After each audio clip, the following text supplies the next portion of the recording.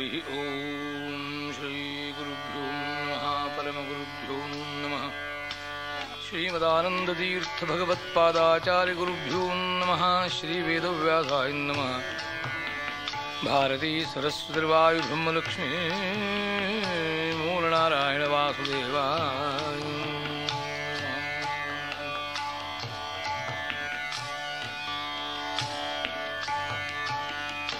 गजवदना बेडुवे गौरी तनया गजवदना बेडुवे गौरी तनया त्रिजगवंदितने सुजनरा परे बने त्रिजगवंदितने सुजनर परे बने गजवदना बेडुवे गौरी तनया गजवदना बेडुवे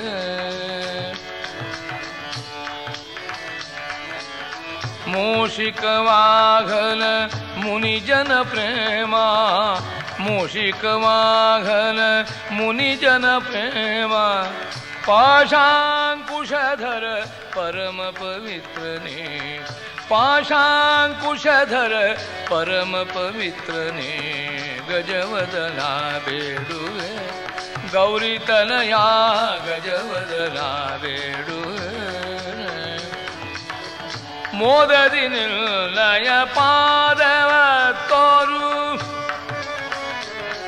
गजानना निर्लय पादव मोददि निर्लय पादव तोरु साधु वंदितने आदर दिंदने साधु वंदितने आदर दिंदने गजवदना बेडुवे गौरी तनया गजवदना बेडुवे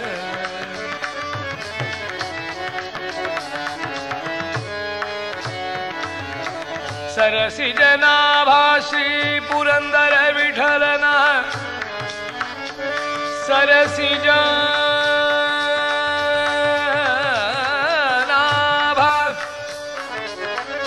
श्री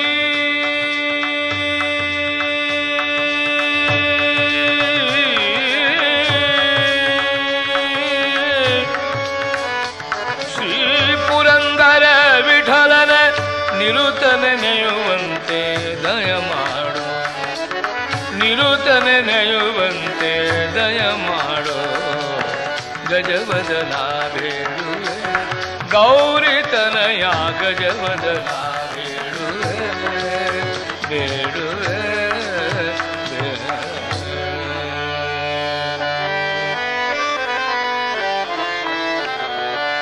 ಆರೆ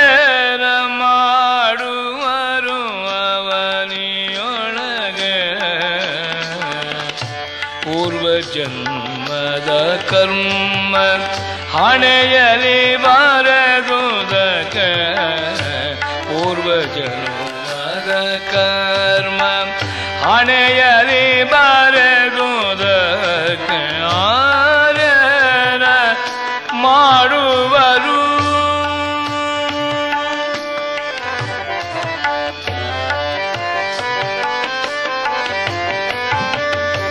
ಹೆತ್ತ ತಾಯಿ ಮಕ್ಕಳಿಗೆ ಹಿಡಿದು ವಿಷ ಹಾಕಿದರೆ ಮತ್ತೆ ತಂದೆಯು ಹೊರಗೆ ಮಾರಿದರೆ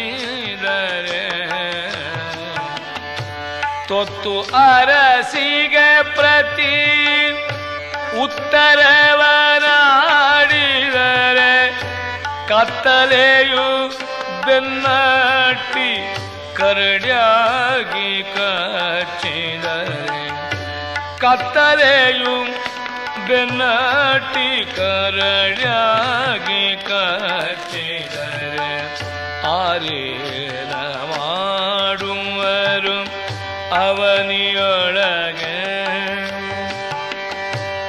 ಏರಿ ಕುಳಿತ ಕೊಂಬೆ ಎರಡಾಗಿ ಮುರಿದರೆ मेरे तपि विधियु ಮಿರಿದರೆ ಆರಿದ ಇದ್ದರಿಯು ಅಗ್ನಿಯಾಗಿ ಉರಿದರೆ ಧೀರ ಪುರಂದರ ವಿಠಲ ನಿನ್ನ ದಯ ತಪ್ಪಿದರೆ ಧೀರ ಪುರಂದರ ವಿಠಲ ನಿನ್ನ ದಯ ತಪ್ಪಿದರೆ ಆರೇನ ಮಾಡುವರು.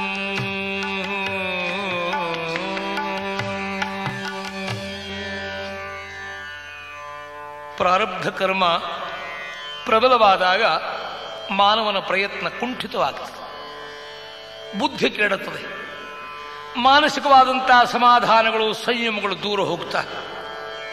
ಇದಕ್ಕೆ ಕಾರಣ ಪ್ರಾರಬ್ಧ. ಸುಖ ಬಂದರೂ ಅದಕ್ಕೆ ಪ್ರಾರಬ್ಧ ಅಂತ ಹೆಸರು, ದುಃಖ ಬಂದರೂ ಪ್ರಾರಬ್ಧ ಅಂತಲೇ ಹೆಸರು. ಪ್ರಾರಬ್ಧ ಶಬ್ದಕ್ಕೆ ಅರ್ಥ ಏನು ಅಂದರೆ ನಾವು ಹಿಂದೆ ಮಾಡಿದಂತಹ ಕರ್ಮಕ್ಕೆ ಈಗ ಸಿಕ್ಕಿದ ಫಲ. ಪ್ರಾರಬ್ಧಕ್ಕೂ ಭೋಗಕ್ಕೂ ಸಂಬಂಧವೇ ಹೊರತು ಪ್ರಾರಬ್ಧಕ್ಕೂ ಕರ್ಮಕ್ಕೂ ಸಂಬಂಧವಿಲ್ಲ.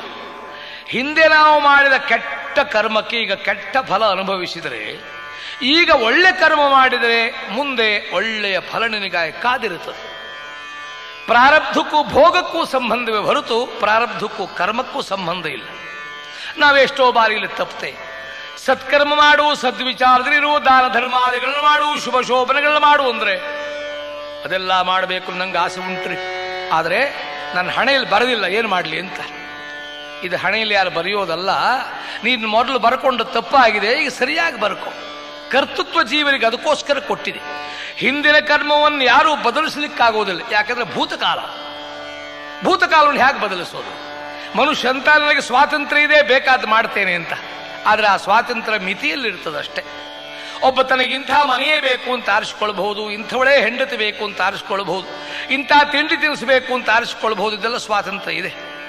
ಆದರೆ ಇಂಥವಳೇ ತನಗೆ ತಾಯಿಯಾಗಬೇಕು ಅಂತ ಆರಿಸಿಕೊಳ್ಳಿಕ್ಕೆ ನಮಗಾಗ್ತದೇನು? ಅದು ನಾವು ಹುಟ್ಟುವ ಮೊದಲೇ ಆದ ನಿರ್ಣಯ. ನೀನು ಯಾರ ಹೊಟ್ಟೆಯಲ್ಲಿ ಹುಟ್ಟುತ್ತೀಯೋ ಅವಳೇ ನಿನ್ನ ತಾಯಿ. ಹುಟ್ಟಿ ಬಂದ ಬಳಿಕ ನನಗೆ ಸ್ವಾತಂತ್ರ್ಯ ಇದೆ ಅಂತ ಈ ಕಪ್ಪಾದ ಅಮ್ಮ ಬೇಡ, ನನಗೆ ಬೆಳ್ಳಗಾದ ಅಮ್ಮ ಬೇಕು ಅಂತ ಬದಲಿಸ್ಲಿಕ್ಕಾಗೋದೇ ಇಲ್ಲ, ಯಾಕಂದ್ರೆ ಭೂತಕಾಲವಾದ್ದರಿಂದ. ಹಾಗೆ ಪ್ರಾರಬ್ಧವನ್ನು ಬದಲಿಸ್ಲಿಕ್ಕಾಗೋದಿಲ್ಲ. ಭವಿಷ್ಯ ನಿರ್ಮಾಣ ಮಾಡಿಕೋ, ಅದಕ್ಕೋಸ್ಕರ ನಿಂಗೆ ಸಾಧ್ಯ ಇದೆ. ಅದಕ್ಕಾಗಿ ಕರ್ತೃತ್ವ ನಿನಗೆ ಕೊಡಲ್ಪಟ್ಟಿದೆ. ಸುಖ ದುಃಖ ಎರಡೂ ಕೂಡ ಪ್ರಾರಬ್ಧವೇ. ಸುಖ ಸಿಕ್ಕಿದೆ ಎಂದು ಹಿಗ್ಗೋದು ಬೇಡ, ಹಿಂದೆ ಮಾಡಿದಂತಹ ಕರ್ಮದ ಯಾವ ಫಲ ಅದು. ಈಗ ಕೆಟ್ಟ ಕರ್ಮ ಮಾಡಿದರೆ ಮುಂದಷ್ಟೇ ದುಃಖ ನಿನಗೆ ಕಾದಿರುತ್ತದೆ. ಅದಕ್ಕಾಗಿ ಭಗವದ್ಗೀತೆ ಹೇಳುತ್ತದೆ, ಬುದ್ಧಿಯುಕ್ತೋ ಜಹಾತೀಹ ಉಭೇ ಸುಕೃತ ದುಷ್ಕೃತೇ. ಪಾಪ ಪುಣ್ಯ ಎರಡನ್ನೂ ಮೀರ್ತಾರಂತೆ ಜ್ಞಾನಿ. ಪಾಪ ಪುಣ್ಯ ಎರಡನ್ನೂ ಮೀರುವುದಂದ್ರೆ ಏನು? ಪಾಪವನ್ನು ಮೀರುತ್ತಾ ಅಂದ್ರೆ ನಮ್ಗೆ ಗೊತ್ತಾಗ್ತದೆ, ಬಿಡ್ತಾನೆ. ಪುಣ್ಯವನ್ನು ಮೀರುತ್ತಾನೆ ಬಿಡ್ತಾನೆ ಅಂದ್ರೆ ಏನು? ಪುಣ್ಯದಲ್ಲಿ ಎರಡು ವಿಧ, ಇಷ್ಟ ಪುಣ್ಯ ಅನಿಷ್ಟ ಪುಣ್ಯ ಅಂತ ಅದಕ್ಕೆ ಹೆಸರು. ಹೆಂಡತಿ ಮಕ್ಕಳು ಭೋಗ ಭಾಗ್ಯ ಎಷ್ಟು ಹೆಚ್ಚಿದ್ರೂ ಕೂಡ ಅದು ಅನಿಷ್ಟ ಪುಣ್ಯ. ಅದರ ಜೊತೆಗೆ ಸತ್ಸಂಗ, ಸದ್ವಿಚಾರ, ದಾನ ಧರ್ಮ ಇತ್ಯಾದಿಗಳು ಉಂಟಾದರೆ ಅದಕ್ಕೆ ಇಷ್ಟ ಪುಣ್ಯ ಅಂತ ಹೇಳೋದು. ಆ ಇಷ್ಟ ಪುಣ್ಯಕ್ಕಾಗಿ ನೀವು ಪ್ರಯತ್ನ ಮಾಡಬೇಕೇ ಹೊರತು ಸಾಂಸಾರಿಕ ಭೋಗವನ್ನು ಬೆಳೆಸ್ತಕ್ಕಂಥ ಅನಿಷ್ಟ ಪುಣ್ಯ ಅಲ್ಲ. ಯಾಕಂದ್ರೆ ನಮಗೆ ಅನಿಷ್ಟ ನಿವೃತ್ತಿ ಆಗಬೇಕು, ಇಷ್ಟ ಪ್ರಾಪ್ತಿ ಆಗಬೇಕಲ್ವೇ? ಏನದು ಅನಿಷ್ಟ ನಿವೃತ್ತಿ ಇಷ್ಟ ಪ್ರಾಪ್ತಿ ಅಂದರೆ, ದಾರಿಯಲ್ಲಿ ಒಬ್ಬ ಹಣದ ಗಂಟನ್ನು ಹೊತ್ತುಕೊಂಡು ಬರುವಾಗ ಒಬ್ಬ ಕಳ್ಳ ಅವನನ್ನು ಹಿಡಿದು ತಡೆದು ಆ ಗಂಟನ್ನು ಕಿತ್ತುಕೊಂಡು ಅವನ್ನು ಕತ್ತರಿಸಿ ಕೊಲ್ಲುತ್ತೇನೆ ಅಂತ ಬರುವಾಗ ಮೂರನೆಯವನೊಬ್ಬ ಬಂದು ಆ ಕಳ್ಳನನ್ನು ಹೊಡೆದೋಡಿಸಿ ಇವನ ಪ್ರಾಣ ಉಳಿಸಿದ. ತಮ್ಮ, ನಿನ್ನ ಪ್ರಾಣ ಉಳಿಯಿತು, ಇನ್ನೀ ಹೋಗು ಅಂದರೆ ಆ ಬದುಕಿದ ವ್ಯಕ್ತಿ ಹೇಳಿದ, ತಮ್ಮ ಯಾವುದಾದ್ರೂ ಕೆಲಸ ಮಾಡುವಾಗ ಪೂರ್ತಿ ಮಾಡಬೇಕಪ್ಪ, ಅರ್ಧಮರ್ಧ ಮಾಡಬಾರದು ಅಂದ. ಏನು ಅರ್ಧಮರ್ಧ? ನಿನ್ನನ್ನು ಬದುಕಿಸಿ ಬಿಟ್ಟಿದ್ದೇನಲ್ಲ, ಇದು ಪೂರ್ತಿ ಕಾರ್ಯ ಅಲ್ವೇ? ಆತ ಹೇಳಿದ, ಪೂರ್ತಿ ಕಾರ್ಯ ಆಗಲಿಲ್ಲ. ನೀನು ನನ್ನನ್ನು ಬದುಕಿಸಿದ್ದರಿಂದ ಅನಿಷ್ಟ ನಿವೃತ್ತಿ ಆಯಿತು. ನನ್ನ ಹಣದ ಗಂಟನ್ನು ಆ ಕಳ್ಳ ತಗೊಂಡು ಹೋಗಿದ್ದಾನೆ, ಅದೊಂದು ನೀನು ತಂದು ಕೊಟ್ಟರೆ ಇಷ್ಟ ಪ್ರಾಪ್ತಿ ಆಯಿತು ಅಂತ ಹೇಳ್ತಾರೆ. ಹಾಗೆ ನಮಗೆ ಸಾಂಸಾರಿಕ ಅನಿಷ್ಟ ಹೋಗಬೇಕು, ಭಗವದ್ ಅನುಗ್ರಹ ಇಷ್ಟ ಪ್ರಾಪ್ತಿಯಾಗಬೇಕು.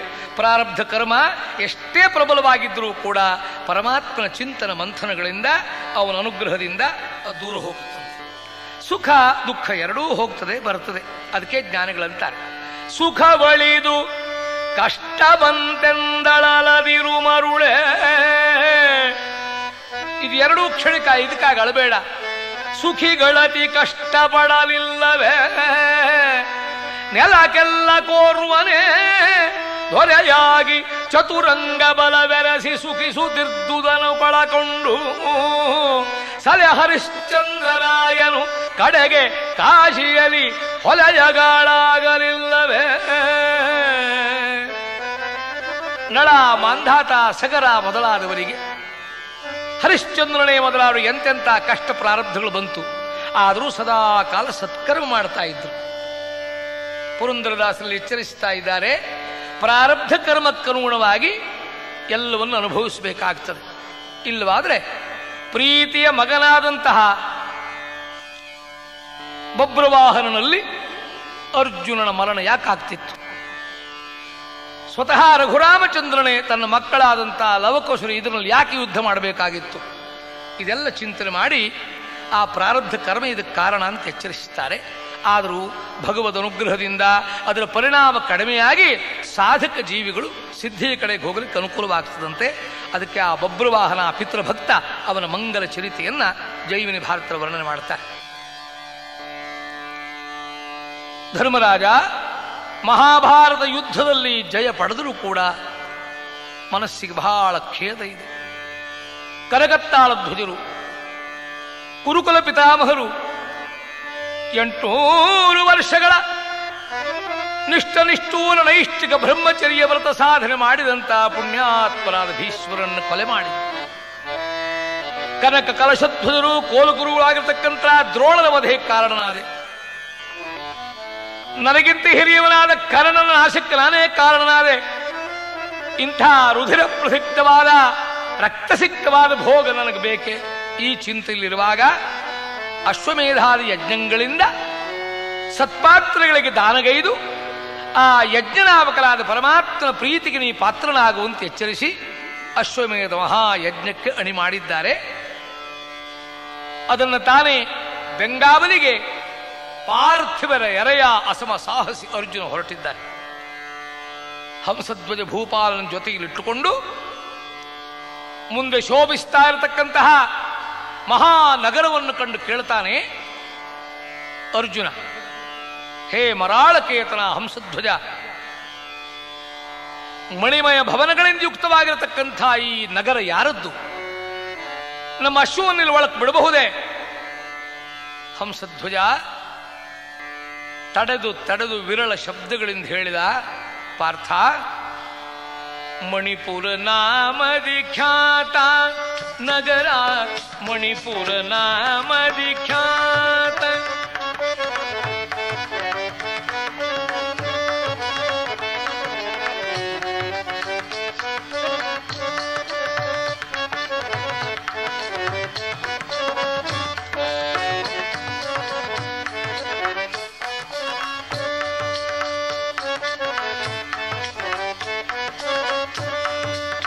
ನಗರ ಮಣಿಪುರ ನಾಮದಿ ಖ್ಯಾತ, ಫಣಿಪ ಮೊಮ್ಮಗ ಎಣಿಸೆ ಗುಣಾಢ್ಯನು, ಫಣಿಪಗೆ ಮೊಮ್ಮಗ ಎಣಿಸೆ ಗುಣಾಢ್ಯನು, ಮಣಿಯ ಯಾರಿಗೂ ಈ ದೊರೆ ಪಾರ್ಥ, ಮಣಿಯ ನ್ಯಾರಿಗೂ ಈ ದೊರೆ ಪಾರ್ಥ, ಮಣಿಪುರ ನಾಮದಿ ಖ್ಯಾತ ನಗರ, ಮಣಿಪುರ ನಾಮದಿ ಖ್ಯಾತ, ಜ್ಞಾನಿ ದಾನಿ ಉದಾರ,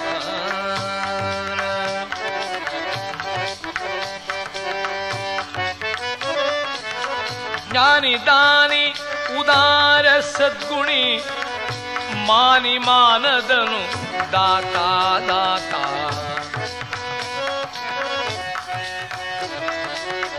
ಕ್ಷೋಣಿಪ ಬಭ್ರುವಾಹನ ನಾಮನು, ಕ್ಷೋಣಿಪ ಬಭ್ರುವಾಹನ ನಾಮನು, ಕಾಣಿಪ ತನ್ನ ಪ್ರತಾಪ ಪಾರ್ಥ, ಕಾಣಿಪ ತನ್ನ ಪ್ರತಾಪ ಪಾರ್ಥ, ಮಣಿಪುರ ನಾಮದಿ ಖ್ಯಾತ ಈ ನಗರ,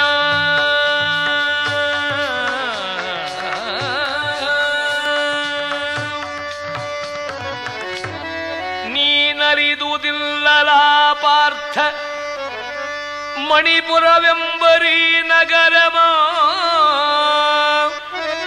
ಅರ್ಜುನ, ನೀನು ಎಂದು ಕೇಳಿರ್ಲಿಕ್ಕಿಲ್ಲ ಪಾರ್ಥರಿಂದ ಹಂಸಧ್ವಜ, ನಾನು ಕೇಳದೇ ಇರಬಹುದು, ಅರ್ಜುನನಾದ ನನ್ನ ಖ್ಯಾತಿ ಇಡೀ ಜಗತ್ತಿಗೆ ತಿಳಿದಿದೆ.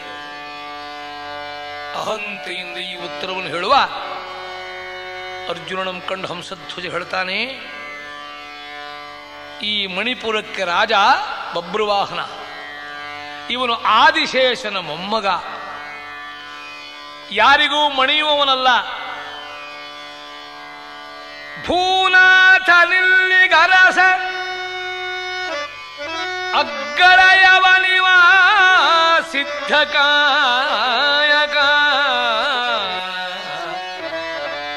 ಯಾಕಂದ್ರೆ ಹಂಸಧ್ವಜನಾದ ನಾನೇ ಪ್ರತಿ ವರ್ಷವೂ ಕೂಡ ಇವನಿಗೆ ಕಪ್ಪ ಕಾಣಿಕೆಯನ್ನು ಕೊಟ್ಟು ಉಳ್ಕೊಂಡು ಬಂದಿದ್ದೆ. ರಾಜ್ಯ ಬಹಳ ಸುಭಿಕ್ಷೆ ಈತನದ್ದು. ಇರಿಯಲ್ ವೈರಿಗಳಿಲ್ಲ, ದಾನ ಮೆಸಗಲು ದಾನಾರ್ಥಿಗಳಿಲ್ಲ,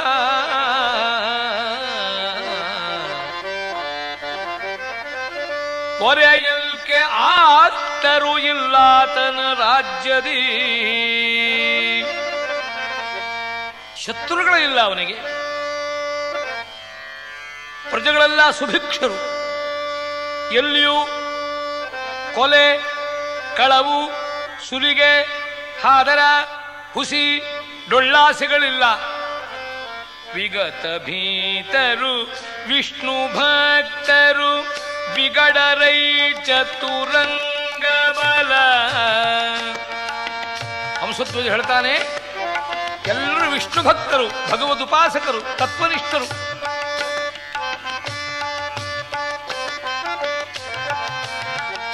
ವಿಗತ ಭೀತರು ವಿಷ್ಣು ಭಕ್ತರು, ವಿಗಡರೈ ಚತುರಂಗ ಬಲ ಬಹು ಹಗರಣದಿ ಪೆಸರಾಂತ ಕಲಿಗಳು ಬಗೆಯರನ್ಯರನ ಅನ್ಯರನು ಬಗೆಯರು.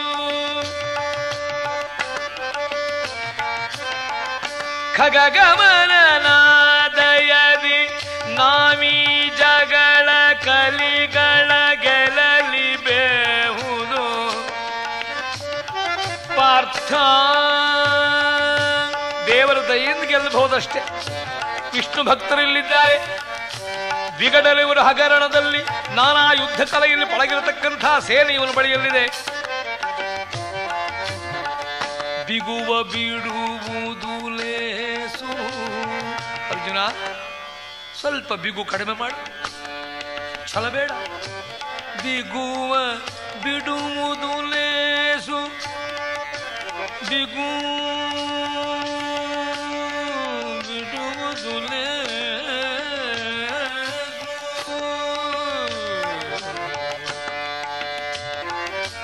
ಬಿಗುವ ಬಿಡುವುದು ಲೇಸು, ವಾಜಿಯ ಬಿಟ್ಟು ಕಳೆ. ಬಿಗುಮಾನ ಬೇಡ ಅರ್ಜುನ, ಬುಡಕ್ಕೆ ಮತ್ಸರವಿಲ್ಲ. ಇವನ್ನು ಎದುರಿಸುವುದು ಸಾಧ್ಯವಲ್ಲ.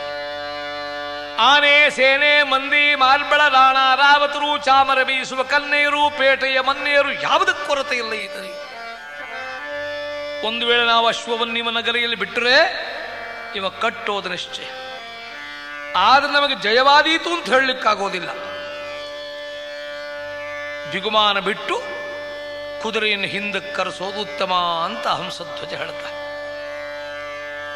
ಧಿಕ್ಕರಿಸಿದ ಅರ್ಜುನ, ಎಲೆ ಮರಾಳಕ್ಕೆ ದನೆಲಿ, ವಯಸ್ಸಾಗಿದೆ ನನಗೆ, ವೃದ್ಧ ನೀನು ಹಂಸಧ್ವಜ, ಏನು ಭ್ರಾಂತು ನಿನಗೆ? ದಶನಾಮವನ್ನು ಹೊತ್ತು ಹೆತ್ತು ಮೆರೆಯುವ ಅಸಮ ಸಾಹಸಿ ವಿಷಮ ವೀರ, ಪಾರ್ಥಿವರ ಎರೆಯ ಪಾರ್ಥ. ನನ್ನ ಹೆಸರು ಕೇಳಿದ ಕ್ಷಣ ಶತ್ರುಗಳು ಕೂಡ ಆರ್ತನಾದ ಮಾಡಿ ಶರಣು ಬರ್ತಾರೆ. ಅಂಥದ್ರಲ್ಲಿ ನಮಗಿದನ್ನು ಎಚ್ಚರಿಸ್ತಾ ಇದ್ಯಾ? ಹೇ ವೃಷಧ್ವಜ, ಕರ್ಣ ತನಯನನ್ನು ಕರೆದು ವೇಳ ಮಾಡಬೇಡ, ನುಗ್ಗಿಸು ನಮ್ಮ ಶೂರ ನಗರಕ್ಕೆ.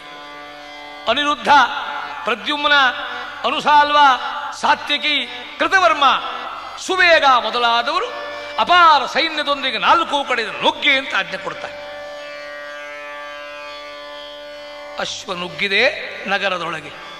ಬೀದಿ ಬೀದಿ ಸಂಚರಿಸತಕ್ಕಂಥ ಅಶ್ವಮೇಧದ ಅಶ್ವವನ್ನು ಕಂಡು ನಗರ ರಕ್ಷಕರು ಬಿಗಿದು ತಂದು ಸಭೆಯಲ್ಲಿ ನಿಲ್ಲಿಸಿದ್ದಾರೆ. ಮಹಾನ್ ದಿವ್ಯ ಸಭೆಯಲ್ಲಿ ಕುಳಿತಿದ್ದಾನೆ. 10,000 ಕಂಬಗಳಿಂದ ಶೋಭಿಸತಕ್ಕಂಥ ಮಹಾಸಭೆ. ಸುತ್ತಮುತ್ತ ಎಲ್ಲೆಲ್ಲಿ ಕಂಡರೂ ಕೂಡ ವೀರರು ಘರ್ಜಿಸುತ್ತಾ ಇದ್ದಾರೆ. ಕುದುರೆಯಂತ ನಿಲ್ಲಿಸಿದ್ದಾರೆ. ಹಣೆಯಲ್ಲಿ ಚಿನ್ನದ ಯಾವ ತಗಡಿನಲ್ಲಿ ಬರೆದಿದ್ದಾರೆ. ಬಲ್ಪುಳ್ಳವರು ಕಾದುವುದೋ. ಸುಬುದ್ಧಿ ಆ ಮಂತ್ರಿ ಓದಿ ಹೇಳಿದ. ಏನು ಬರೆದಿದ್ದಾರೆ ಕುದುರೆ ಹಣೆಯ ಮೇಲೆ?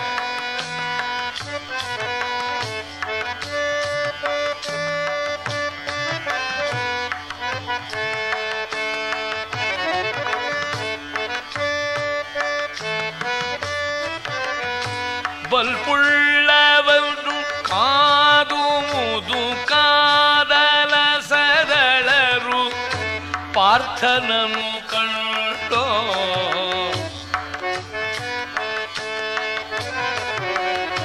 ಕಪ್ಪಗಳ ಕೊಟ್ಟು ಕೂಡೊಡಗೂಡಬಹುದೆನುತ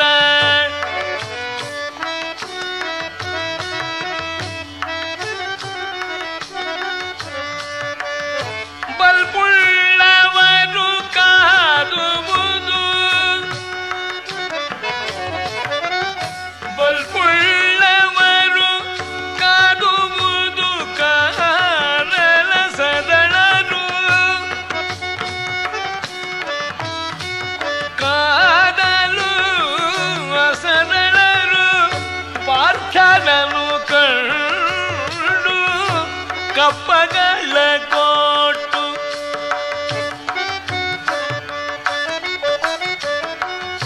ಕಪ್ಪಗಳ ಕೊಟ್ಟು ಕೂಡೊಡಗೂಡಬಹುದೆನುತ ಇರ್ಪುದನು ವಾಚಿಸಿದ.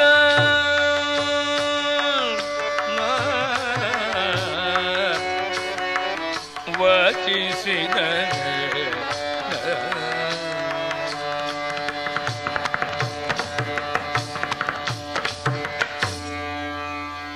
ಯಾರಿಗೆ ಸಾಮರ್ಥ್ಯ ಉಂಟು ಅವರ ಅಶ್ವವನ್ನು ಕಟ್ಟಿ ಯುದ್ಧಕ್ಕೆ ಬರಬೇಕು.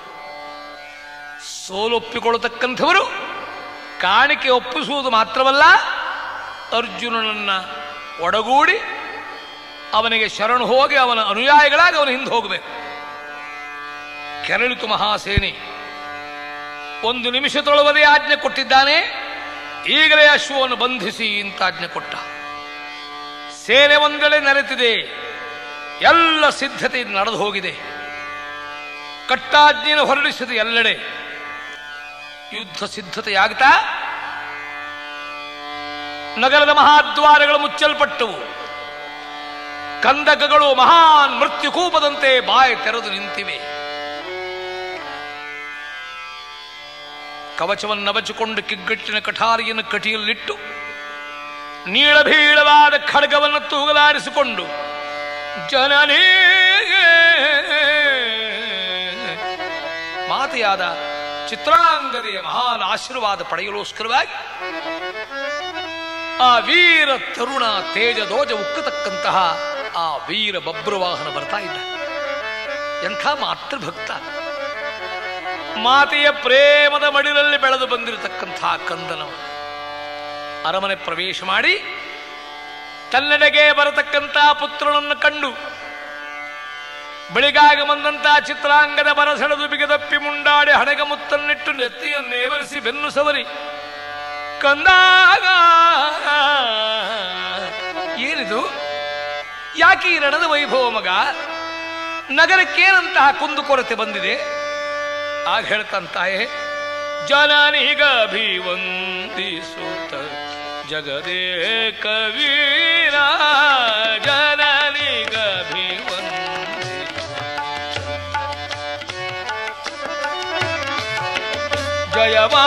ಜಯವಾಗುವಂತೆ ನಗೆ ಹರಸು ವಿಜಯನ ರಣದಿ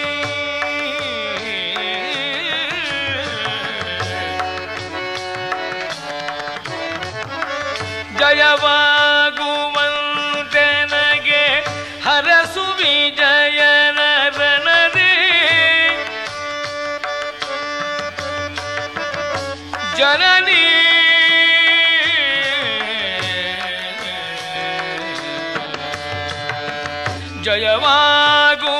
ಜಯವಾಗುವಂತೆನಗೆ ಹರಸು ವಿಜಯನ ರಣದಿ ಭಯ ಬೇಡ ಅಮ್ಮ ಭಯ ಬೇಡ ಗೆಲುವೆನಗೆ ನಿಶ್ಚಿತದಿ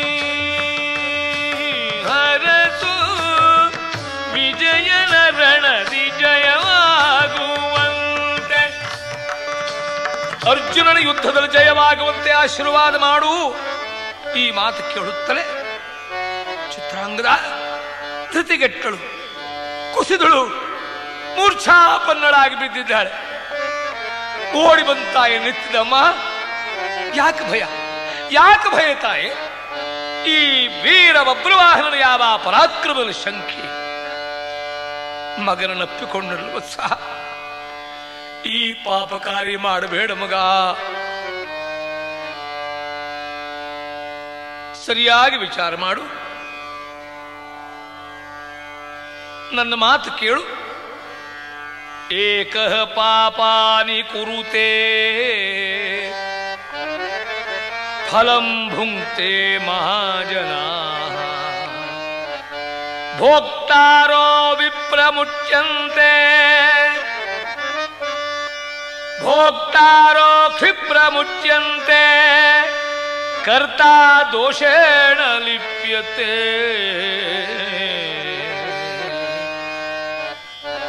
ನೀವೊಬ್ಬ ಈ ಪಾಪ ಕಾರ್ಯ ಮಾಡಿದರೆ ಬಹಳ ಜನರು ದುಃಖ ಪಡಬೇಕಾಗ್ತದೆ. ಆದರೆ ಅವರೆಲ್ಲ ದುಃಖಪಟ್ಟು ಆ ಪಾಪದ ಫಲ ಮುಗಿದು ಹೋಗ್ತದೆ. ಆದರೆ ನಿನ್ನನ್ನು ಮಾತ್ರ ಪಾಪ ಬೆನ್ನಟ್ಟುತ್ತದೆ.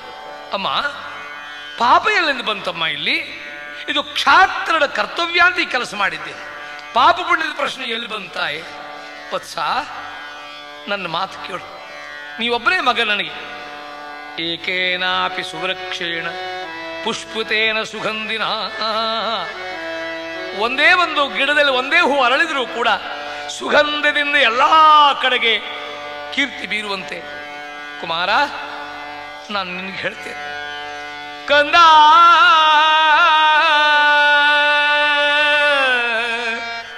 ಅರ್ಜುನ ಯಾರು ತಿಳ್ಕೊಂಡೆ, ಪಾರ್ಥ ಯಾರು ತಿಳ್ಕೊಂಡೆ. ಮುಚ್ಚಿಟ್ಟಿದ್ದ ಕಂದ, ನಿಜವ ಬೇಳಲು ಬಂದೆ ವಿಜಯ ನಿನ್ನಯ ತಂದೆ. ನಿಜವ ಬೇಳಲು ಬಂದೆ ವಿಜಯ ನಿರ್ಣಯ ತಂದೆ. ಅಜೇಯ ಅಜ ಜನಕ ರುಜು ಮಾರ್ಗ ಗುಣದಿಂದೆ. ಅಜೇಯ ಅಜ ಜನಕ ನಾಭಕೂತ ಗುಣದಿಂದೆ ನಿಜವ. ಕಂದ, ಪಾರ್ಥನಿನ ತಂದೆ ಮಗ, ನೀನವನ ಪ್ರತಿಬಿಂಬ ಸ್ವರೂಪಿ, ಸಂದೇಹ ಬೇಡ. ನಿನಗೆ ಹೇಳಿರಲಿಲ್ಲ. ತೀರ್ಥಯಾತ್ರೆಯ ನೆಪದಿ ಪಾರ್ಥಬರ ಆಗವನ ಪ್ರಾರ್ಥಿಸೂತ ಪಡೆದೆ ನಿನ್ನ ಸಾರ್ಥಕದ ಪುತ್ರನ. ನಿಜವ ಬೇಳಲು ಬಂದೆ. ಮುಖ ಕಂದಿತು, ಹೃದಯ ಬೆಂದಿತಮ್ಮ. ನನ್ನ ತಂದೆಯ ವೀರ ಅರ್ಜುನ ತಿಳಿಯಿದಾದೆ.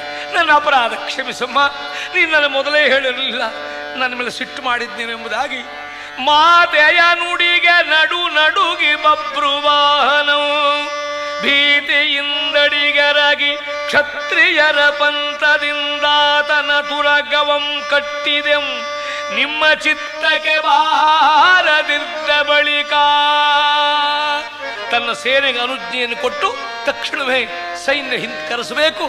ನನ್ನ ತಂದೆ ಬಂದಿದ್ದಾನೆ, ಜನ್ಮದಾತ ಬಂದಿದ್ದಾನೆ, ಅವನ ಎದುರಿಸಲಿಕ್ಕಾಗಿ ನಾನು ಹೋಗಬೇಕಾಗಿದೆ, ಸ್ವಾಗತಿಸಲಿಕ್ಕೆ ಹೋಗಬೇಕಾಗಿದೆ ಎಂಬುದಾಗಿ ಇಡೀ ನಗರವನ್ನೇ ಅಲಂಕಾರ ಮಾಡುವಂತೆ ಆಜ್ಞೆ ಕೊಡ್ತಾ ಇದ್ದಾನೆ. ನಗರ ಅಲಂಕೃತವಾಗಿದೆ. ಸಕಲ ವೈಭವದಿಂದೊಡಗೂಡಿ ಅಮೂಲ್ಯವಾಗಿರತಕ್ಕಂಥ ವಸ್ತುಗಳಿಂದೊಡಗೂಡಿ ತಾಯಿಯನ್ನು ಹಿಂದಿಟ್ಟುಕೊಂಡು ತನ್ನ ಜನ್ಮದಾತನಾದ ಜನಕನನ್ನ ಸ್ವಾಗತಿಸಲಿಕ್ಕಾಗಿ ಹೊರಡ್ತಾ ಇದ್ದಾನೆ. ಅಪರಾಧಕ್ಕೆ ಭಗವಂತನಲ್ಲಿ ಕ್ಷಮೆ ಕೇಳ್ತಾ ಇದ್ದಾನೆ. ಗೋಪಾಲ ಕೃಷ್ಣ ಭಗವಾನ ಕೀ ಜಯ.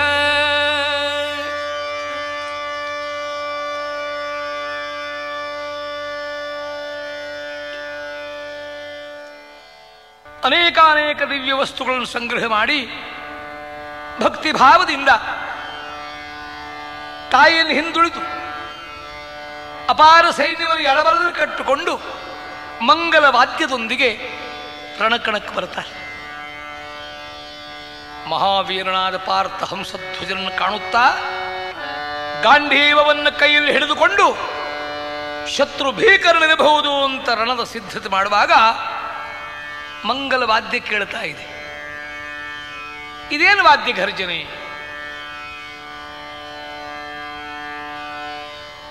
ಮಂಗಳ ಕಾರ್ಯಕ್ಕೆ ಬಂದ ಹಾಗೆ ಬರ್ತಾ ಇದ್ದಾರಲ್ಲ. ಅಚ್ಚರಿಯಿಂದ ನೋಡ್ತಾ ಇರುವಂತೆ ಅರ್ಜುನ ದೂರದಲ್ಲಿ ನಿಂತಿದ್ದಾನೆ. ಬಬ್ರುವಾಹನ ರಥದಿಂದ ಕೆಳಕ್ಕಿಳಿದು ಹೆಜ್ಜೆ ಹೆಜ್ಜೆಗೂ ನಮಸ್ಕಾರ ಮಾಡ್ತಾ ಪಾರ್ಥನ ಯಾವ ಭವ್ಯ ರೂಪವನ್ನು ಕಂಡು ಕೈ ಮುಗಿದು ಬಗ್ಗಿ, ಹೇ ತಂದೆ ಶರಣಾಗತ ಪರಿಪಾಲಕ ದಾತ ಶರಣಾಗತ ಶರಣಾಗತ ಪರಿಪಾಲಕ ದಾತ ಶರಣಾಗತ.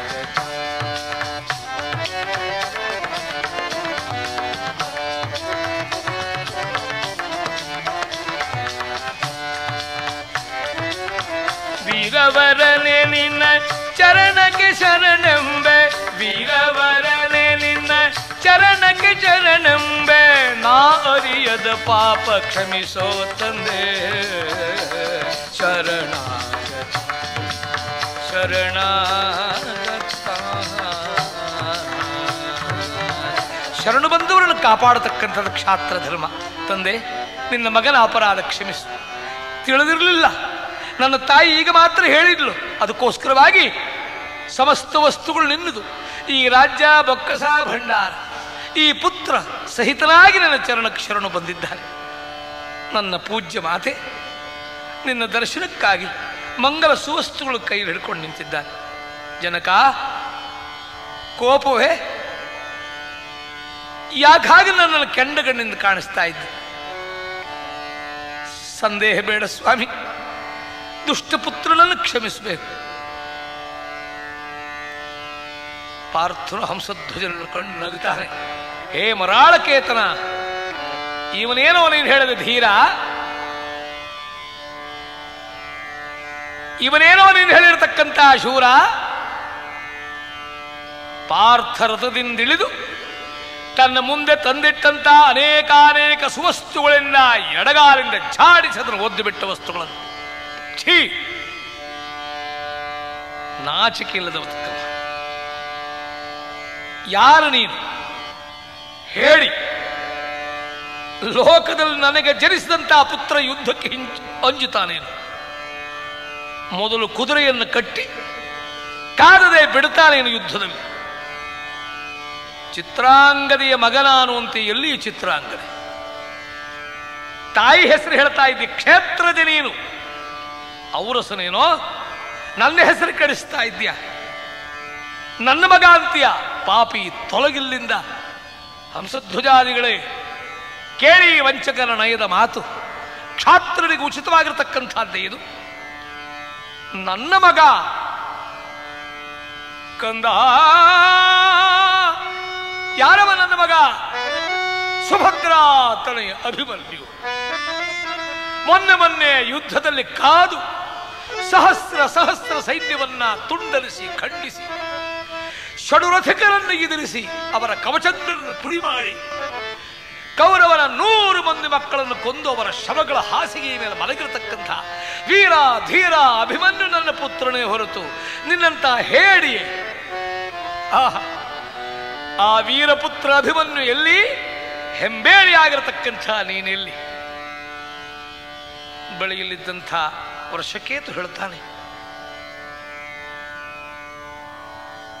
ಚಿಕ್ಕಪ್ಪ ಹಾಗನ್ನಬಾರದು. ಹಂಸಧ್ವಜ ಹೇಳಿದ, ಅರ್ಜುನ ನೋಡಿ ಬಾಲಕನನ್ನ, ಅವನ ಒಲವು ನಿಲುವು ಚೆಲುವು, ಆ ನುಡಿಯುವ ಕ್ರಮ, ಧನುಸ್ಸನ್ನು ಮಿಡಿಯುವ ರೀತಿ ಇದನ್ನು ಕಂಡರೆ ಯಾರಾದರೂ ಇವನು ನಿನ್ನ ಮಗ ಅಂತ ಹೇಳಲೇಬೇಕು. ಇಲ್ವಾದ್ರೆ ಹೀಗೆ ಹೇಳುವ ಧೈರ್ಯ ಅವನಿಗೆ ಬರಲಾರದು.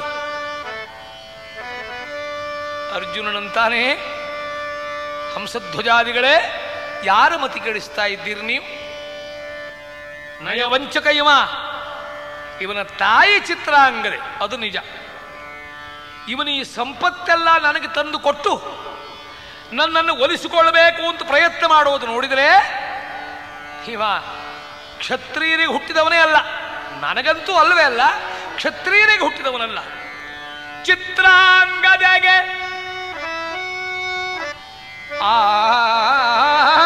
ಚಿತ್ರಾಂಗದೆಗೆ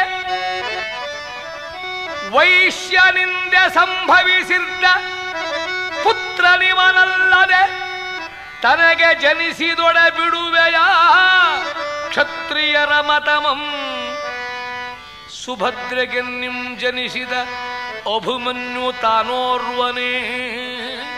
ಅವನೊಬ್ಬರೇ ನನಗೆ ಮಗ, ನೀನೇನು? ವೈಶ್ಯರಿಗೆ ಜನಿಸಿರತಕ್ಕಂಥ ನಿನ್ನ ತಾಯಿ ಚಿತ್ರಾಂಗನೆ, ನರ್ತಕಿ, ನಟಿ, ಕ್ಷಾತ್ರೋಚಿತವಾಗಿರತಕ್ಕಂಥ ರೀತಿಯ ನಡೆ ನುಡಿ ನಿನ್ನಲ್ಲಿ ಎಲ್ಲಿ ಕಾಣಿಸ್ತದೆ? ಆ ನರ್ತಕಿಗೆ ವೈಶ್ಯರಲ್ಲಿ ಹುಟ್ಟಿದಂತಹ ಹೇ ಹೆಂಬೇಡಿ, ರಣಹೇಡಿ, ಥೂಮೂರ್ತ ತೊಲಗೀಗನೀ, ಥೂಮೂರ್ತ ತೊಲಗೀಗನೀ, ಧೀರ ವೀರ ನನಗೆ ಪುತ್ರನೇನಯ್ಯನಿ, ಛೀಮೂರ್ಖ ತೊಲಗೀಗನೀ, ತೊಲಗೇಡಿ ಹೆಂಬೇಡಿ ಸುಡಗುಟಾಹಾರ, ಛೀಮೂರ್ಖ ತೊಲಗಿನ್ನು ತೊಲಗು ತೊಲಗು ತೊಲಗು ತೊಲಗು ತೊಲಗು. ಹೋಗಾಚೆ ಎಡಗಾಲಲ್ಲಿ ಒದ್ದು ಬಿಟ್ಟಿದ್ದ. ಕಿರೀಟ ಸಿಡಿದು ನವರತ್ನಗಳು ಚಲ್ಲಾಪಿಲ್ಲಿಯಾಗಿ ಬಿದ್ದು ಪೃಥ್ವಿ ಮೇಲೆ ಹೊರಳಾಡ್ತಾನೆ. ರಕ್ತ ಕುದೀತಾ ಇದೆ. ಅಮ್ಮ, ನಾನು ಪಾಪಿ, ನಾನು ಹೇಳಿ ಇದಕ್ಕೆ ಒಪ್ತೇನೆ. ಪತಿವ್ರತೆಯಾದ, ತಪಸ್ವಿನಿಯಾದ, ಅಹೋರಾತ್ರಿ ಭಗವತ್ ಚಿಂತನೆಯ ಮಕ್ಕಳಾದ, ವ್ರತನಿಷ್ಠಳಾದ ನಿನ್ನನ್ನು ವೇಶ್ಯೆ ಅಂತ ಕರೆದನಲ್ಲ, ಇದಕ್ಕಿಂತ ದುಃಖ ಇಲ್ಲ ಯಾವುದು? ನನ್ನಂಥ ಪುತ್ರನನ್ನು ಪಡೆದು ನಿನ್ನ ಶೀಲಗೆಟ್ಟಿದ್ದೇನಮ್ಮ. ಫಲುಗುಣನು ನುಡಿಯಲ್ಕೆ ಧೀರನಾದ, ಶೂರನಾದ, ಉದಾಹರಣಾದ ಬಬ್ರುವಾಹನ ತಲೆ ತಗ್ಗಿಸಿ ನಿಂತಿದ್ದಾನೆ. ಕಣ್ಣಿನ ಕಮ್ಮನಿಗೂಡಿ ನೀರು ತೊಟ್ಟಿಕ್ಕಿತು ಕೆಳಗೆ. ಕೆಲವೊಮ್ಮೆ ಅಪಮಾನದಿಂದ ಅವಳು ಗಚ್ಚುತ್ತಾ ಇದ್ದಾನೆ. ಫಲುಗುಣನು ನುಡಿಯಲ್ಕೆ. ಒಂದು ಕಡೆ ದುಃಖ ಉಮ್ಮಳಿಸುತ್ತದೆ, ದುಃಖದ ಕೊನೆ ಕೋಪವಾಗಿ ಪರಿವರ್ತನೆಯಾಯಿತು. ಮೀಸೆಯ ಫಲುಗುಣನು ನುಡಿಯಲ್ಕೆ ಮೀಸೆಯ ನಲುಗಿತಿರುಹುತೆ ಬಬ್ರುವಾಹನ ಅನಲನಂತಕ್ಷಿಗಳು ಕೆಂಡ ಸೂಸಿದವು ನಿಮಿಷದಲ್ಲಿ. ಆ ಕ್ಷಾತ್ರ ತೇಜಸ್ಸು ಉಕ್ಕಿತು. ಎಲವೋ ಎನ್ನಯ ಜನನಿ ಇಕ್ನದ. ಇನ್ನೊಮ್ಮೆ ಎಲ್ಲಿಯಾದ್ರೂ ನೀನು ಯಾರೇ ಆಗಿರು, ಎಂಥ ಸಾಮರ್ಥ್ಯಶೀಲನೇ ಆಗಿರು, ಪೂಜ್ಯಳಾದ ಪವಿತ್ರಳಾದ ನನ್ನ ಮಾತೆಯ ಶೀಲದ ಕುರಿತು ಮಾತೆತ್ತಿದ್ರೆ ನಿನ್ನ ನಾಲಿಗೆಯನ್ನು ಸೆಳೆದು ಕತ್ತರಿಸಿಬಿಟ್ಟೇನು ಮೂರ್ಖ. ಸೈರಿಸಿದೆನೊಮ್ಮೆ, ಒಮ್ಮೆ ಮಾತ್ರ ಸೈರಿಸ್ತೇನೆ ಇದನ್ನು. ಇನ್ನೊಮ್ಮೆ ಹೇಳಿದೆಯಾದ್ರೆ, ಹೇ ಪಾರ್ಥ, ನಿನ್ನಯ ತಲೆಯ ಕೊಂಬೆನೋ, ನಿನ್ನ ಮಾತಿಗೆ ಪ್ರತಿಫಲವಾಗಿ ನಿನ್ನ ಶಿರವನ್ನೇ ಕತ್ತರಿಸಿ. ಮಹಾಬಲ 10 ಹೆಸರು ನಿನಗೆ ಎಂದಿಯಲ್ಲ, ಮಹಾಭಾರತ ಯುದ್ಧದಲ್ಲಿ ಗೆದ್ದಿದ್ದೇನೆ ಎಂದಿಯಲ್ಲ, ತೃಣಕ್ಕೆ ಬಲ ಸಹಿತೆಂದು ಘರ್ಜಿಸಿದವು. ಪೂಜ್ಯಳಾದ ಪವಿತ್ರಳಾದ ನನ್ನ ಮಾತೆಯ ಆಶೀರ್ವಾದ ಹೊಂದಿದ್ರೆ ನಿನ್ನ ಪರಾಕ್ರಮ ತೃಣ ಸಮಾನವೆಂಬುದಾಗಿ ಧಿಕ್ಕರಿಸಿ ಕೈಯಲ್ಲಿ ಆಯುಧವನ್ನೆತ್ತಿದ ಸುಬುದ್ಧಿ. ಇವ ಪಾರ್ಥನೆ, ಇವ ನನಗೆ ತಂದೆಯೇ. ಶರಣು ಬಂದುವ ಶತ್ರುವೇ ಆದರೂ ಕೂಡ ಮಿತ್ರನಂತೆ ಕಂಡು ವರ್ತಿಸುವುದು ಕ್ಷತ್ರಿಯರಿಗೆ ಕರ್ತವ್ಯ. ಅಂಥದ್ರಲ್ಲಿ ನಮ್ಮಮ್ಮ ಹೇಳಿದ ಮಾತಿನಂತೆ ಮಂತ್ರಿ ಸುಬುದ್ಧಿ ಮಗನಿಗೆ ತಂದೆಯ ಪರಿಚಯ ಮಾಡಿಕೊಡ್ತಕ್ಕಂಥವಳು ತಾಯಿ. ನನ್ನ ತಾಯಿ ಎದೆಯ ರಕ್ತವನ್ನು ಹಾಲು ಮಾಡಿ ಕುಡಿದು ಈ ಕ್ಷಾತ್ರ ಪಿಂಡ ಅವಳ ತೊದೆಯಲ್ಲಿ ತೊದಲಾಡುತ್ತಾ ಬೆಳೆದಿರತಕ್ಕಂಥವ ನಾನು. ಆಕೆಯ ತೊಡೆಯಲ್ಲಿ ತೊದಲಾಡಿ ಬೆಳೆದಂತಹ ವೀರ ನಾನು.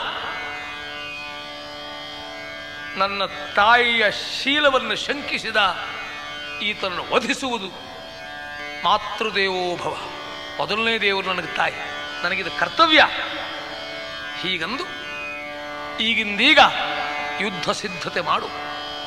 ಮಂಗಲವಾದ್ಯಗಳು ರಣವಾದ್ಯಗಳಾಗಲಿ, ಎಲ್ಲ ಸುವಸ್ತುಗಳು ಹಿಂದಕ್ಕೊಂಡು ಹೋಗು. ಕೊಡು ಸೇನೆಗೆ ಆಜ್ಞೆ. ಸೇನೆಗೆ ಕೈ ಬೀಸ್ತಾನೆ. ಬಿಚ್ಚುಕತ್ತಿಯ ಕೆಚ್ಚದೆಯ ವೀರಳು ಇವನೇನು ಪಾರ್ಥ ತುಚ್ಛ ಅಂತ ತಿಳ್ಕೊಂಡು ಯುದ್ಧಕ್ಕಣಿಯಾಗಿ ಮುಂದಕ್ಕೆ ಬಂದಿದ್ದಾರೆ. ಧನುವನ್ನು ಕೈಯಲ್ಲಿ ಹಿಡಿದು ಸೆಳೆಯುತ್ತಾನೆ.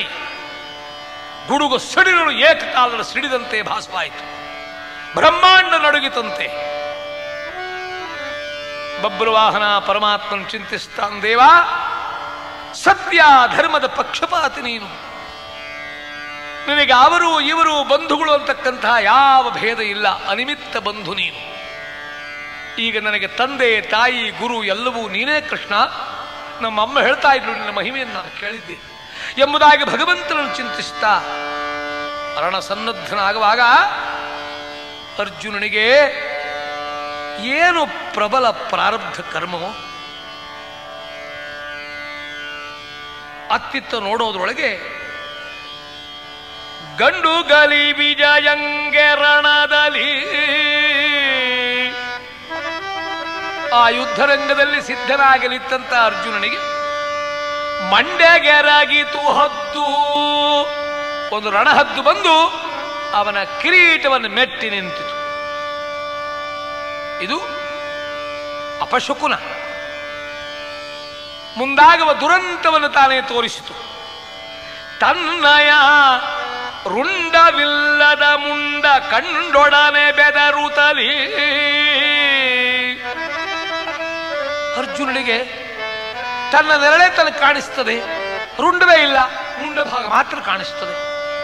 ಹಿಂದೆ ಮುಂದೆ ಯಾವುದೋ ಒಂದು ಮಹಾನ್ ಚಕ್ರ ತನ್ನ ಆವರಿಸಿಕೊಂಡಾಗ ಮೃತ್ಯು ಚಕ್ರ. ಭಯವಾಗ್ತದೆ. ಯುದ್ಧ ಮಾಡಬೇಕೋ ಬೇಡವೋ? ಇದೇನು ಹಂಸಧ್ವಜನಂದ ಪಾರ್ಥ, ನೀನೊಬ್ಬ ಪರಮ ಭಾಗವತನಿಗೆ ಭಗವದ್ಭಕ್ತನಿಗೆ ಅಪಚಾರ ಮಾಡಿದ್ದಿ. ಸರಿಯಾಗಿ ವಿಚಾರ ಮಾಡು. ಪತಿವ್ರತೆಯೋರ್ಗಳನ್ನು ತಿರಸ್ಕಾರ ಮಾಡಿದ್ದಿ. ನಿನ್ನ ಪೂರ್ವ ಚರಿತ್ರೆ ಮತ್ತೆ ಮತ್ತೆ ಸ್ಮರಣೆಗೆ ತಂದುಕೋ. ಧಿಕ್ಕರಿಸಿದ ಅರ್ಜುನ. ಇದೇನು ಮಹಾ, ನನ್ನ ಎದುರು ನಿಲ್ಲುವ ಸಾಮರ್ಥ್ಯ ಈ ಸಾಮಾನ್ಯ ಬಾಲಕನಿಗೆ ಇಲ್ಲಿಂದ. ಹೀಗಂದು ಅರ್ಜುನ ಅಕ್ಷಯ ಬಾಣಗಳನ್ನು ಸುರಿದ. ಗುರು ಇಡುವಾಗ 10 ಜುಗಿಯುವಾಗ 100 ಮುಟ್ಟುವಾಗ ಲಕ್ಷ ಲಕ್ಷ ಸಂಖ್ಯೆಯಲ್ಲಿ ಶತ್ರುವನ್ನು ಮುಟ್ಟಿಯವರನ್ನು ಕ್ಷತವಿಕ್ಷತವಾಗಿಸ್ತಕ್ಕಂಥ ಬಾಣಗಳು ಹೊಡೆದರೆ ಬಬ್ರುವಾಹನ ಅವುಗಳನ್ನು ಮಧ್ಯ ಮಾರ್ಗದಲ್ಲೇ ಕತ್ತರಿಸಿ ಚೆಲ್ಲಿದ್ದ. ದ್ರೋಣಾಚಾರ್ಯರು ಕಲಿಸಿದಂಥ ಎಲ್ಲ ಮಂತ್ರಶಸ್ತ್ರಗಳು ವ್ಯರ್ಥ ಆಯಿತು. ಶಿವನೇ ಒಲಿದು ಕೊಟ್ಟಂಥದ್ದು ವ್ಯರ್ಥ. ಇಂತಿಂಥ ಬಾಣಗಳು ವ್ಯರ್ಥವಾಯಿತಲ್ಲ. ಶಿವನೇ ಈ ಶತ್ರುವನ್ನು ಹೇಗೆ ಎದುರಿಸಲಿ? ಕಾಮರೂಪದ ಜ್ವಾಲಾಮುಖಿಯಂತಿರತಕ್ಕಂತಹ ಮಹಾನ್ ಶಕ್ತಿ ಕೈಲಿಟ್ಟುಕೊಂಡು ಶಿವನನ್ನು ಸ್ತುತಿಸುತ್ತಾರೆ. ಹೇ ದೇವದೇವ, ಒದಗಿಸು ನಿನ್ನ ಶಕ್ತಿ ನನಗೆ ಮೃತ್ಯುಂಜಯ. ಕೈಲಾಸೇಂಚ ದೇವ ಭೋಳಾ ಶಿವ ಚಕ್ರ ಭೋಳಾ ಶಿವ ಚಕ್ರ ಈ ಸಾಮಾನ್ಯ ಬಾಲಕರಲ್ಲಿ ಅಪಜಯವೇ ನನಗೆ? ಶಕ್ತಿಯಾಯುಧಗಳು ವ್ಯರ್ಥವಾಯ್ತಲ್ಲ ಶಿವನೇ.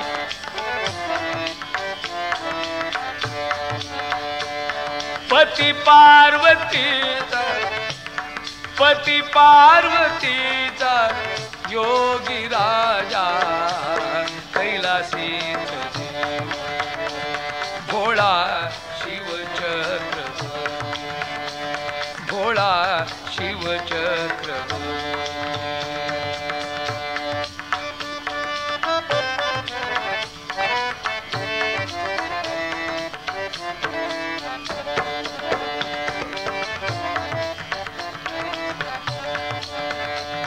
ಕಂಠಿ ಕಾಳಕೂಟ ಮುಖಿ ರಾಮ ನಾಮ.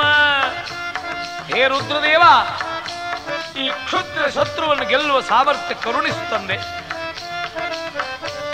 ಕಂಠಿ ಕಾಳಕೂಟ ಮುಖಿ ರಾಮ ನಾಮ.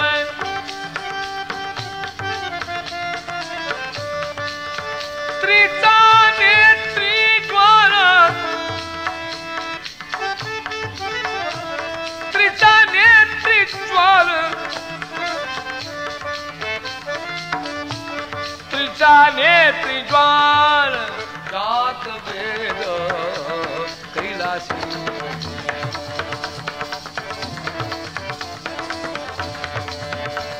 ಭೋಳಾ ಶಿವಚಕ್ರವರ್ತಿ ಶಿವಚಕ್ರವರ್ತಿ ಶಿವಚಕ್ರವರ್ತಿ. ಬಬ್ರುವಾಹನನ ಪರಾಕ್ರದ ಮುಂದೆ ಎಲ್ಲ ಶಕ್ತಿಗಳು ಕುಂದಿದುವು ಏಕಪ್ರಕಾರ. ಪಾರ್ಥನು ಎಲ್ಲಾ ದಿಗದೇವತೆಗಳನ್ನು ಪ್ರಾರ್ಥಿಸುತ್ತಾರೆ. ಇಂದ್ರಾದಿ ದೇವತೆಗಳು ಅಂಗೀರಸಾದಿ ಮುನಿಗಳು ಮರುಗಿದರಂತೆ ಅರ್ಜುನನಿಗೆ ಅಂಥ ಸ್ಥಿತಿ ಇದೆ. ಮೋಡಗಳು ಕೆನ್ನೀರು ಸುರಿಸುತ್ತಾ ಇವೆ. ಉಲ್ಕಾಪಾತವಾಗಿದೆ. ಭೂಮಿ ಕಂಪಿಸಿದೆ. ಸುಂಟರ ಗಾಳಿ ಸುಳಿಯುತ್ತಾ ಇದೆ. ಕಮಟನೆದೆ ಬೆರೆಯಿತು. ಮೇರು ಪರ್ವತ ಬೇರು ಸಹಿತ ಕಿತ್ತು ಬರುತ್ತದೋ ಎಂಬಂತಾಯಿತು. ದಿಗದಂತಿಗಳು ದಿಕ್ಕುಗೆಟ್ಟುವಂತೆ ಏಕಪ್ರಕಾರ. ಕೈಲಾಸವೇ ನಡುಗುವಂತಾಯಿತು. ಇದನ್ನು ನೋಡ್ತಾರೆ ಅರ್ಜುನ. ದಿಕ್ಕೆಟ್ಟ ಇದೇನು ಭಂಡನಾದೇನೋ ಹೇ ವೃಷಕೇತು, ಏನೋ ನನ್ನ ಪಾಪದ ಫಲ ಬೆನ್ನಟ್ಟದಂತಿದೆ ಕಂದ. ಭಂಡನಾದೇನು ಹೋಗು ಕರ್ಣಜ, ಕಂಡು ಅನ್ನಗೆ ಪೇಳು. ಯುಧಿಷ್ಠಿರನಿಗೆ ಹೇಳು, ಯಜ್ಞ ದೀಕ್ಷೆ ಕೈಕೊಂಡು ಕೂತಿದ್ದಾನಲ್ಲಿ. ಪಾರ್ಥನು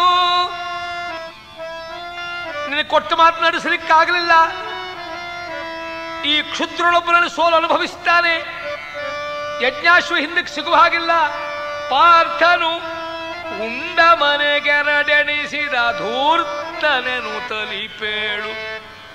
ನಾ ಭಂಡನಾದೆನೋ.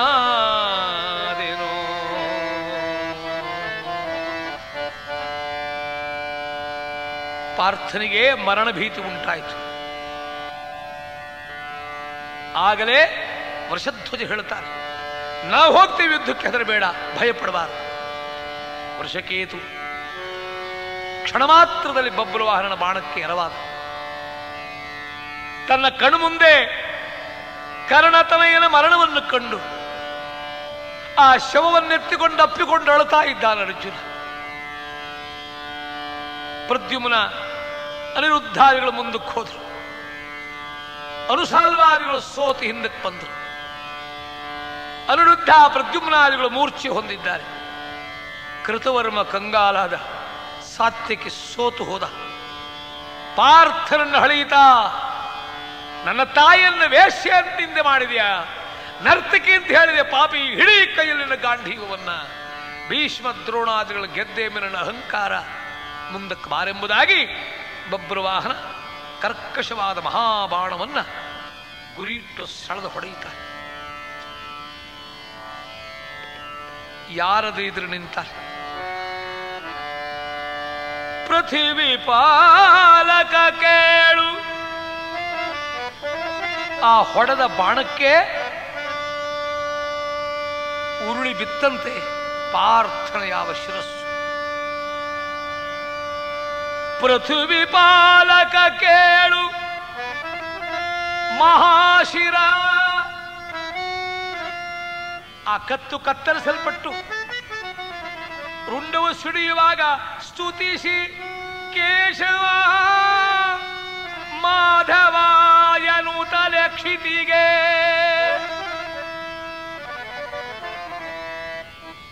ಕೇಶವ ಮಾಧವ ಅಂತ ಪರಮಾತ್ಮನ ಕರೆಯಿತ ಕರ್ಣದ ನೊಡನೆ ಬಿದ್ದುದು ಮೋಹ ಪಾಶದಲ್ಲಿ.